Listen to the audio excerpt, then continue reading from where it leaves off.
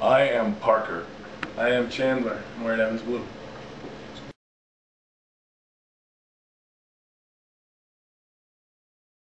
Okay, the first question comes from Ginger.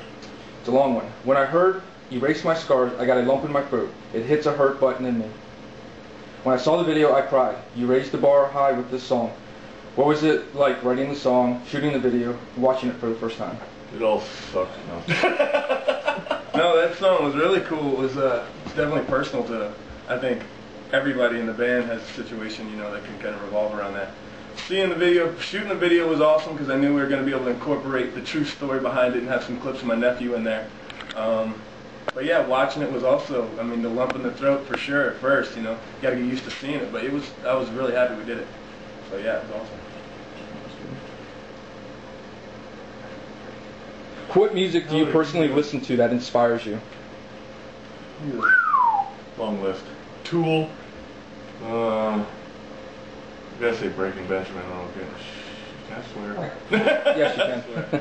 Getting Poo Poo. Slipknot. God, this is just such a big list. Sting, Deftones. Rage Against the Machine. Incubus. Britney Spears. Jonas Brothers. No, I'm serious. What the fuck are you laughing about?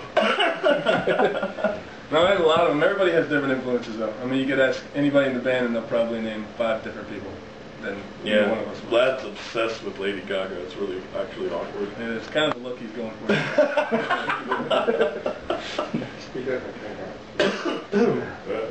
In my opinion, Evans Blue has never been better. Have the changes affected the fans in a positive way? That person wins something right away.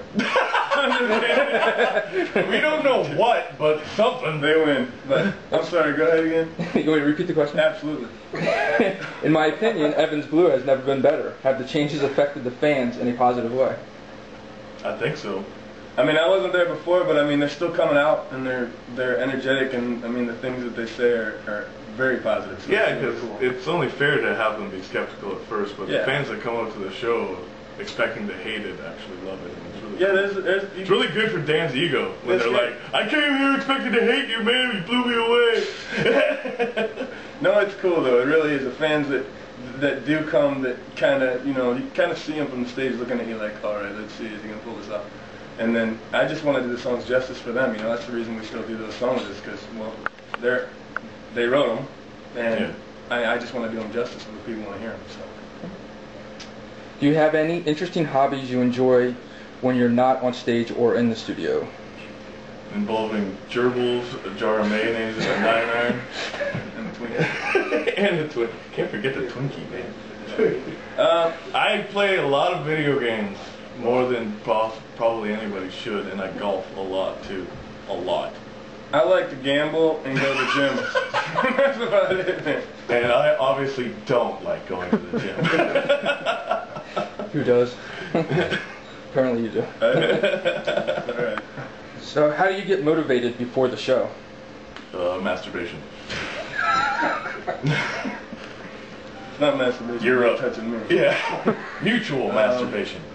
I don't know, man. I mean, sometimes it's We've been trying for years to get a pre-game ritual going. We can't figure it out. There's a lot of hurry up and wait, you know. So a lot of times it's just different every show. You don't know how much time to get. So you want to eat something and just kind of relax before the show. Plus, we're like always hanging out in the crowd, yeah, fans and stuff. So we don't just time to go on stage. Yeah, you hear the intro music and you just gather.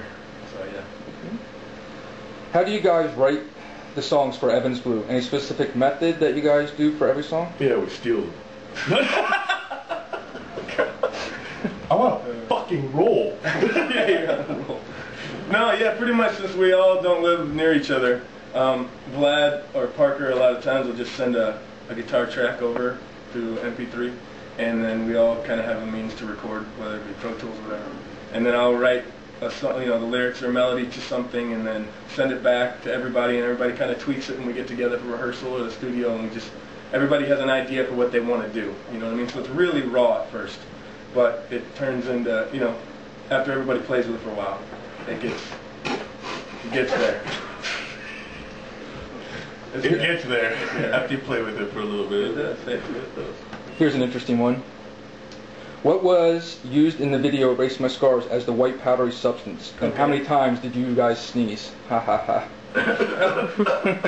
Well, I don't know if it was the sneezing, but it was a damn party going on. It was baby powder. It was baby powder, and I inhaled probably a bottle of it, yeah. After that shoot, everybody was coughing. But we smelled fantastic. Yeah. Smooth as baby's butt? Yes, right. What is the one band you would hope to wind up on tour with and why? There's a lot of bands I like to tour with. Damn, well, I just watched a Beyonce concert. She's pretty hot. Yes. I like to tour with her. Yeah. She sold out Madison Square Garden. And I'm sure Howard would love to tour with Beyonce. And I'm sure we'd get in a fist fight about it. Beyonce, you're always on the guest list. There's a lot of bands everybody probably want to tour with. Yeah. Sevendust. Sevendust, they had 10 years. Like, all bands we played. Papa Roach. Yeah. Rise Against. It's just a band that you could get along with off the stage also and just hang out. Very important. That would be really cool. And Sevendust are those kind of guys. There's a lot of those kind of guys, actually. So, yeah. Dan, do you believe in telepathy? No. No. I don't think so. I knew you were going to ask that. Did you see it on the website? No, I didn't. That's a random question. Dan, what is it that you do before going on stage? Right before going on stage, we're walking around, maybe smoke a last cigarette, maybe... So it's good for the voice, you gotta smoke one. Smoke warm up. No, there's nothing particular really, every show's different. Like I said, we kind of walk around, wander around, go back, stretch. Right before the stage, it's usually stretching out and doing some vocal warm-ups. Yeah. A couple of us have a pre-game beer before we go on stage. Maybe 2 or 14, depending on the night. Okay, here's the question. Dan, I know your story behind Erase My Scars, but I have another favorite song, Sick of It. Was that from a personal experience? Yeah, I would say it's about me, don't make it awkward. Yeah. No. Yeah, I think that song's pretty... You know, it's pretty laid out there for interpretation. It's not really too vague. It's just about being with somebody, and I'm not saying it has to be a girl, like anybody in your life that's just been kind of playing you around and just doing you wrong, and you just finally throw your hands up, say you're done with it. So, yeah, that's about it. Say you're sick of it? And you just say, I'm sick of it. Yeah, that's what happens. Any strange tour stories so far? Somebody pooped their pants in Mount Clemens, Michigan. In the crowd. And see, the amazing thing is don't edit that because I didn't have to fucking think about it at all. As soon as I heard weird tour experience, I thought, dude pooped his pants. Yeah, he did. Go to the bathroom. Didn't want to leave the stage. Oh, and we can't forget that our tour manager / driver in Lincoln, Nebraska saw a hooker catch a pigeon in midair. And I shit you not, it actually happened. Pretty impressive. She was hungry. He was blown away. Nice. Has MTV2 been helpful in promoting your songs, or has the internet been more promising? Internet's always awesome for us. MTV2, is it like the real challenge? No, I think MTV2, as far as them jumping on board with the video and stuff, I think that's...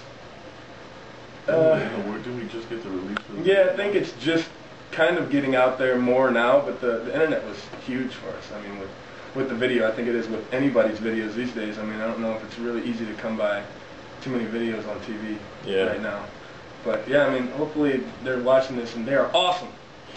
Yeah, well, it's YouTube too. Like kids with the Call of Duty and stuff, they make videos of them playing the video games to Erase My Scars, and they get like almost 1 million hits. That's awesome. Just people watching them play video games. I'll watch it.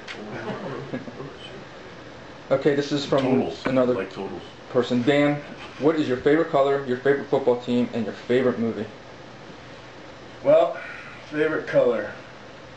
If you say Evans Blue, I'll smack you. I would never. I don't know, man. That's really tough. I wear black a lot and gray. That's the standard uniform. Yeah, that's pretty much it. What's my favorite football team? Yeah. I don't really have a favorite football team, but if I had to make one up, I could go with the Broncos for Howard. So, give him a shout out. Their asses beat. Yeah. And what was the other one? Your favorite movie? Favorite movie. Probably Fight Club. Snatch. Boom! One of those two. Dumb and Dumber, actually, that's up there too. Dumb and Dumber's He's hilarious. just gonna keep. You need to stop him. He's just gonna keep going. How much promotion has the internet given you compared to bands from the 80s who never had websites, music, downloads, etc.? That's a double-edged sword right there. Because those bands sold millions of albums because you couldn't steal their album. Well, it's just another. It's like the outlets they had before were their internet. You know what I mean? So like we don't have those outlets as much these days. So the internet's kind of taken place for what used to be, I think. So I think it's really helped us out because it's free and easy for everybody to just go check out whatever they want. But I mean, we may not have all the, you know, budget and money from labels to toss you out on TV nonstop. You know, so I don't know. I would say the internet's awesome. It is awesome. There's porn on there. There's porn on there. Is there? What the fuck is the internet? Are you filming shows for a future DVD history of the band and tours? No, we just got a bunch of crazy videos. We have a ton, actually. So we need to sort through. On this we got tour, a bunch of videos. Bull, our tour manager, shot a lot of shows and a lot of behind-the-scenes stuff. So I mean, I know the footage is there. If we continue doing it, there will definitely be something coming out. I know that's a goal. We're definitely going to be doing that in the next couple tours. Okay. Last question for you. You either were or still are sharing a bass player with the band Reigns. What's the story behind that? I believe they needed a bass player in the studio, and our management is their management, so they offered Pitter to go in there and play in the studio with them, and he did, and then I think it just graduated into playing a couple shows with them until, you know, they formed a relationship. Yeah, that kind of way. I don't know why you're sugarcoating it. Our bass player's a band whore. Yeah. No, he just, I think at first he was just, you know, filling in, you know, but then it just became kind of a thing, and he could swing it, because when we're on tour together, he's just playing 2 shows every night. But when we're not on tour together, I guess they have to find somebody to jam with. What's up, I'm Parker. I'm Chandler. We're in Evansville.